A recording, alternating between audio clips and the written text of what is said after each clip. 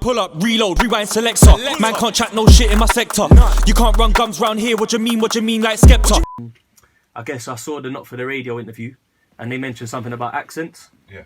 And I know you guys it seemed like you was a little bit shocked to hear it, like you never really heard it before, or. No, it's not that. We've heard it. We heard it before. Just that where we was living there, going to high school there. What, late teens to early 20s. Well, maybe it was 19. I think when we moved back. Oh, what? We was completely Americanized. We'd been there for a later part of our teens. Out there, no parents, just running the streets, running around, doing what we were doing. So, being back in London, our accent kind of changed back to proper British by the time we dropped Come to America mixtape. Yeah. So there was a little bit of a change. And that was over a decade ago. So to us, it's surprising when men don't mention it, because it's like... It's a long time ago. Come on, that's old news. And maybe they've been waiting to interview you too long, man. Yeah, maybe they waited too long, and maybe they just didn't keep up with what we was putting out there. To be honest, they might have just heard the earlier stuff, and that was when we was out there the most. Do you know what I mean? That's when we had we had the biggest push. Really, we didn't really have that much marketing, but you know, it was the big, big hitters. So that's when they must have heard the most music, and that's the time when we was just back, pushing, like a few years back, innit? Really, it took us about as long as we lived there to shake be back in London to be Londoners again. Yeah. But we never wanted one. And I'm not just saying that because we live here and we were born and raised here, and it is what like I actually never wanted one. Like, ever. For the record, when I go there, I only go there for a month, fam. Yeah. And I come back with new slang, and I'm talking to and shit, and they're like, "What's that mean?" Yeah. And it happens. They influence you quite easily, not because you're easily influenced, but because they're so fly. Yeah. They're ahead of us a little bit in most things. You know what I mean? So. And they don't understand you, so it's like you're always trying to proper like pronunciate or like enunciate your words in a certain way. They don't even understand what some words even mean, bro. Before you know it, you're like saying the stuff that they would say. So I mean, they laugh at like it's just mad, but yeah, that's but to us it's surprising to hear it because that was 10 years ago. And man is still talking about that. Like it was yesterday. Yeah. Those British rappers rapping like that and never been over here and never been on holiday. Yo, man, ain't even been on a city break. Because that's what I was gonna get to next, man. So I think like when other people, like when some of the Grime guys are talking about that, they've got we're exempt because we lived over there.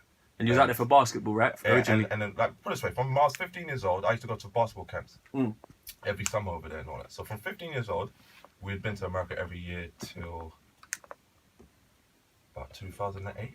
Yeah, it's a long time, man. So every summer we was there for the whole summer, 3 months at a time, whatever. Even when we weren't living there. So, it's a long time, man. Yeah. It's different being there with your man, then, but when it's just you and bro, one or two other man, and then you go to school, you're in the hood, like you're not just in school, you're not around just people like, hey man, hey y'all, like you're not around that, you're around like yo word life, son, like you're around that real like, you know what I mean, like that, like you just hear certain things and you know it's about to pop off, like that kind of where certain man would be even scared to even go to the corner shop, let alone be you know what, for people that ever had a bad word to say about you having an American accent. I remember, this is, you got to correct me if I'm wrong, because I'm going off memory, innit? Yeah. I had a Rewind magazine with you lot in. Yeah. And there was a caption pulled from it saying that you was advised to put on a twang by a rapper. Is that am I right? No, 50 was like, use your British accent. But don't be so... Don't be so British. Don't be so British where we can't identify what you're talking about. Wow. And then he gave an example when he used to flip it, like do the down south shit. Like my papa's got the mobs, my thingy got the club. You know when he first started doing the first guy with Bun B on the track, when he started doing all that kind of shit. Yeah. It was on The Power of the Dollar. World Goes Round, I think it's called. Yeah. He was showing us that, and he was like, like flip it or whatever, like that kind of way. So 50 Cents telling you definitely good advice as well. We bumped into him in Times Square. Yeah, had a little cipher with him on the corner. Oh yeah, we never mentioned that. Did we never mention that? We mentioned it. I think our first rewind in it. Yeah, that's where I remember it from, man. Yeah, he was like, yeah, you know, I see the vision. You guys got something. So what was he at this point? What year was that? That was he just done. But he was like, he was like Summer Jam, and like the song was playing and that, and then Jay came out him and said, I'm about $1, what the fuck is this? So this was early 50, He was right there, and then Jay was, and then Jay was like, didn't know what he looked like, right? But he didn't know it was him, and he was like, because even when he said, this is me, like he just used the coin in it as a logo. He played the shit and was like, what'd you think of this? And I was like, we love this shit, it's crazy, because we heard it on the radio.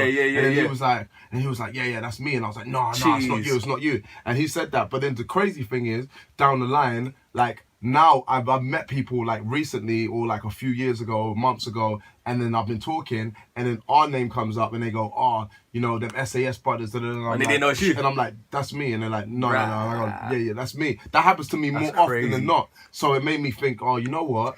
I know that we didn't really get our goal to like really cross over or get our faces out there, because I've got a distinctive face. I've got a big scar on my face. I'm 6'3". I'm not really somebody that you see and forget about. So, but you out a lot, man. I'm out a lot. That's what I'm saying. You see me everywhere. So from timers to that level, and people know the name, but they don't know the face. I'm like, bruv, it's time to. Perhaps they think, yo, that's not him. He's out here too. Like he's out here comfortable. No. It's people that met me for the first time. They don't even know what you look like. The face. The name holds weight more than the face. It really spells. The actual venture with us and Rockefeller was so big in the UK. It was bigger than us. You know, newspapers. Yeah, it was massive. It was actually bigger than our faces. Yeah, bigger than us. It was bigger than us. That's before the internet, they hype everything as well. So in America, way before it was before the internet. That's the main thing. In America, they weren't hyping like they was hyping in England. Like the merger in itself made newspapers go wild with it. Whereas in America, they was like, okay, Dame starts to sign some of the UK guys. Yeah. Let's wait to hear what fire they got. Then we start talking. In England, like we was in papers, we had no business even being in the papers. Like we're not pop stars. We're not like some like, you know what I mean. We're not on no can't even buy that type reality of press, TV show or some what's it called? Them little contests. What they do? What's it called? Britain's Got Talent. Britain's Got Talent. We weren't on nothing like that. So when we're hitting talent those platforms and we're just some raw spitting,